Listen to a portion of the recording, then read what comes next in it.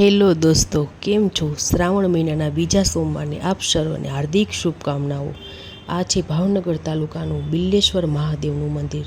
તમે જોઈ શકો છો, બિલ્લીના ઝાડ નીચે મહાદેવ બેઠા છે અને આ બિલ્લી 30 વર્ષ જૂની બિલ્લીનું ઝાડ છે।